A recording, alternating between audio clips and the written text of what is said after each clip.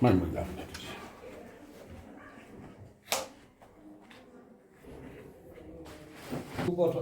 magistère, vous venez de boucler un an.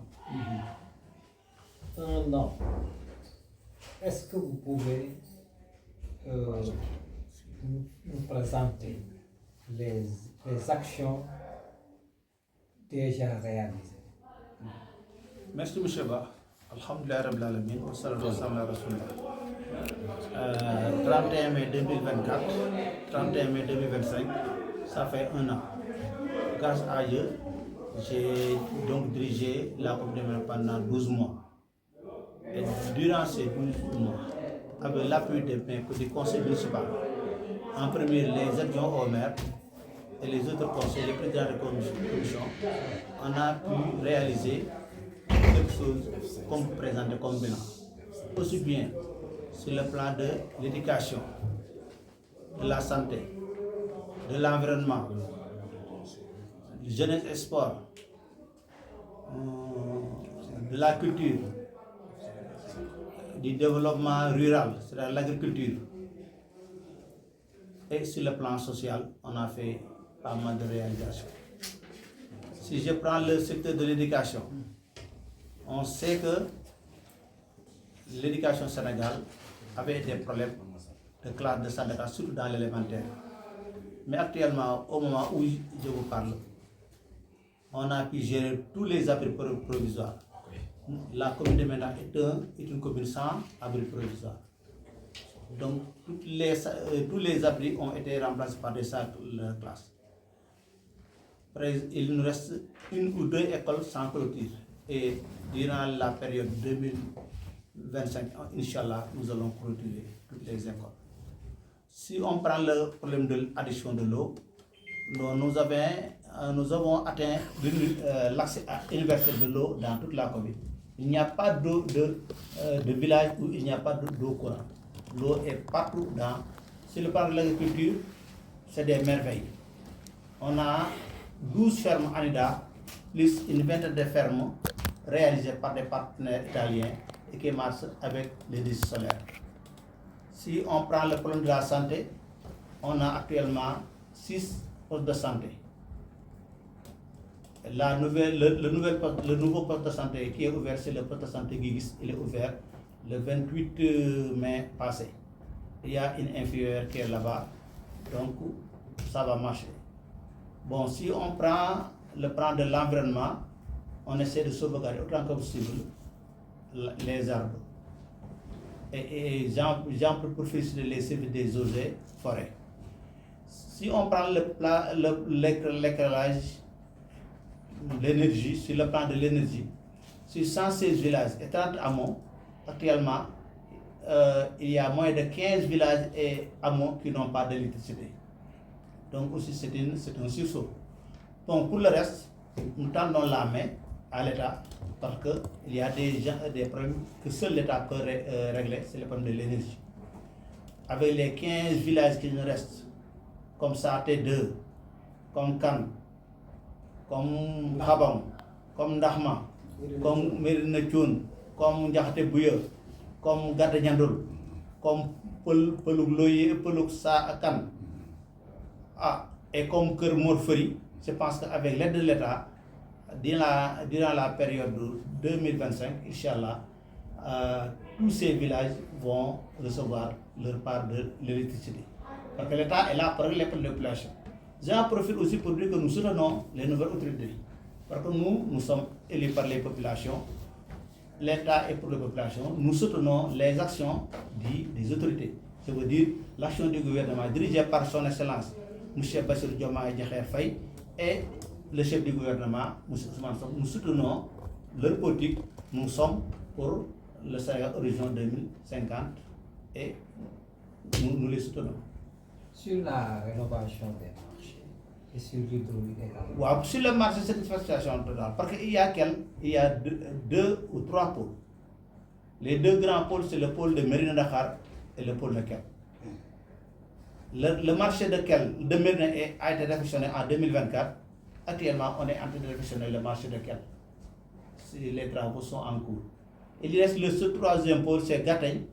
Gataigne, c'est un cas spécial parce qu'il y a une union de villages qui formés de 8 villages.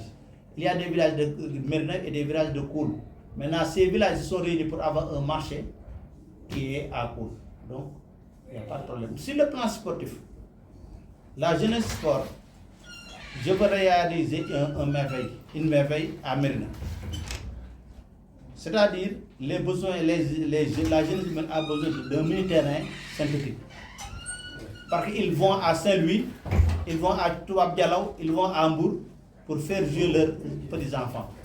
On a décidé de faire soit un mini-terrain synthétique, soit à Merina, à Gatli ou à Kel. Maintenant, le choix, je le laisse entre les jeunes. C'est les jeunes qui vont m'indiquer là où on doit mettre le terrain synthétique. Aide et subvention. Aide et subvention, moi je suis un homme social. Donc, on va aider les nécessiteux. Tous les nécessiteux, ils seront pris en charge, Inch'Allah. Les handicapés ont reçu leur part, ils vont en recevoir les parts. Les ASC ont reçu leur subvention, ils vont en recevoir encore. Pour les postes de santé, on avait donné 12 millions. Inch'Allah, en 2025 aussi, on va donner les 12 millions pour l'achat des médicaments. Pour les Dara, on nous a dit d'éducation. Éducation, ça englobe tout. Éducation, école élémentaire, mais aussi éducation religieuse, les Dara. On va prendre en charge les Dara. On a commencé et on va continuer comme ça. Moi, je marche sous la continuité. Parce que j'ai pris le train. J'ai pris le témoin des mains du maire sortant, le maire Aïmer Niou, que je salue au passage. Il a beaucoup fait. Moi, je marche sur la continuité. Ce qu'il a fait, on y inspire et on va faire plus, Inch'Allah, avec les bénéfices. Vous avez tantôt énuméré que vous avez initié une journée pour les Daara. Est-ce que vous comptez aussi la pérenniser? Merci, monsieur. On va essayer de faire cette année, le 21 juin prochain, une journée communale des Daara. On va prendre les Serigne Daara avec les talibés. On va passer une journée ensemble.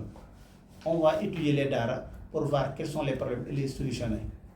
Et Inch'Allah, ça sera pérennisé. Chaque année, on va faire une journée pour les Daara.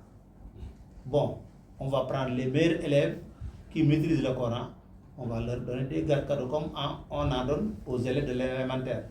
Parce que élèves là, Dara, c'est élémentaire, c'est la même chose. C'est les élèves de Merina, c'est les enfants de Merina. Donc on va essayer d'être juste. Donc, Aïmer me disait que pour être juste, pour être généreux, il faut être d'abord juste. Avant d'être généreux, il faut être juste. Et pour être juste, il faut donner à chacun ce qu'il mérite. Dans le cadre de la coopération décentralisée, il y a déjà des initiatives. Wow, ça c'est le fort de Aïmerou. Parce qu'on avait des coopérations, des partenaires italiens qui ont réalisé plus de presque 20 fermes agricoles dans la commune. Il y a aussi un autre partenaire qui est Kelsensa, piloté par notre frère Léné Diop qui est en Espagne. Ces partenaires ont financé les travaux effectués dans l'école élémentaire de Kel. En Espagne, j'ai essayé de prendre contact avec eux. Inch'Allah, je compte les inviter dans la commune pour élargir ce partenariat. Ce partenariat était limité seulement à Kel. Mais avec l'aide de Dieu, avec la compréhension de Dieu, on va élargir le partenariat dans toute la commune. C'est des gens extraordinaires. Ils font opérer des dizaines de personnes chaque année à Kel. Ils soignent, ils donnent des médicaments importants. Vraiment, c'est une coopération à soutenir.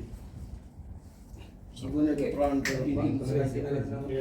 prendre une initiative rarissime, c'est-à-dire un bilan en mi-parcours étant fait par un maire. Est-ce que vous comptez pérenniser cette initiative? Inch'Allah, chaque année, je compte, chaque 31 mai, s'il vous plaît, je vais vous inviter, la presse, les populations, pour échanger. Parce qu'on est à l'heure de la réduction des comptes. On est à l'ère de la transparence, de la gestion transparente.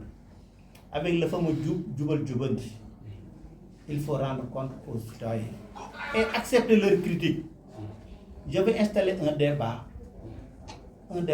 contradictoire. Accepter les critiques, échanger, écouter les gens. Nous sommes élus pour servir les gens. Si on ne les écoute pas, comment va-t-on avoir des résultats? Donc, c'est pérennisé, Inch'Allah. Chaque année, on va faire, je vais vous appeler. Même si je l'oublie, il faut m'appeler, il dit, monsieur le maire, la date approchant, et on organise ça. Allez-y. Non, Il y a un problème qui vous tient à cœur. C'est la finition de cette route qui est devenue un véritable parcours de combattant pour les usagers de cette route. Quel est l'appel que vous lancez aux autorités supérieures? Monsieur Ba, merci, vous avez touché le problème de Dakar, le problème du département, ou bien les problèmes des populations de Meké à Kilmaha ou à Daroumana. Le Cayor des profondeurs, c'est notre problème. Il y a deux routes, Meké, Daroumousti, Kilmaha et Meké Mbaba Garage. Les autorités sentantes ont avec débuté les travaux, ils ont arrêté. Maintenant, nous demandons solennellement aux nouvelles autorités, en commençant par le président de la République, le premier ministre, le ministre chargé des infrastructures, de régler notre problème. Les gens souffrent, les gens meurent, les gens ont des problèmes avec la route. La route Mekhé-Kilmaha, la route Mekhé-Baba Garage. Vraiment, nous sommes fatigués. C'est un cri de cœur. Je lance un cri de cœur pour l'ensemble des populations. Ce n'est pas des critiques, mais on les appelle de nous aider. C'est un appel à l'aide. On leur demande de nous aider à réaliser, de terminer les travaux. Et de l'autre côté, Mbaba Karas, on a vu que les travaux ont recommencé. Pourquoi pas cette taxe-là? Donc ça, c'est le ministère des infrastructures peut donner la réponse. Parce que les deux entreprises, il y a deux entreprises différentes. C'est pourquoi l'une a recommencé, peut-être il a reçu un sous-financement, l'autre n'a pas commencé parce qu'il n'a pas reçu d'argent. Parce que le nerf de la guerre, c'est l'argent. Toutes les entreprises veulent travailler, mais une entreprise qui ne recevra pas une aide, une amende de démarrage, ou bien une entreprise qui n'est pas payée, il ne pourra pas connaître les travaux. Nous souhaitons que le gouvernement arrive à trouver de l'argent, assez d'argent pour financer tous les projets. Merci. C'est moi qui vous remercie. Monsieur le maire, Oui. une dernière question. Voilà, allez-y. Oui. On va vers la création de pôles territoire. Oui. En tant que maire, quel est votre sentiment par rapport à ça? Monsieur Ba, merci. Les choses bougent, mais les choses changent. L'acte 3 de la décentralisation avait créé l'université des communes. C'est la communication intégrale. Mais Dakar sort de la commune rurale et devient commune en plein exercice. Et toutes les communes sont d'égale dignité. Il n'y a pas de petites communes ou grandes communes. Il y a donc l'acte 4 de la décentralisation, c'est les pôles territoriaux. Voilà comment marche le monde, comment évolue le monde. Maintenant, on doit bien réfléchir sur ce programme pour en faire une réussite, ou bien pour en doter une réussite totale, exceptionnelle. Donc, avec le dialogue, heureusement, le président de la République a appelé au dialogue.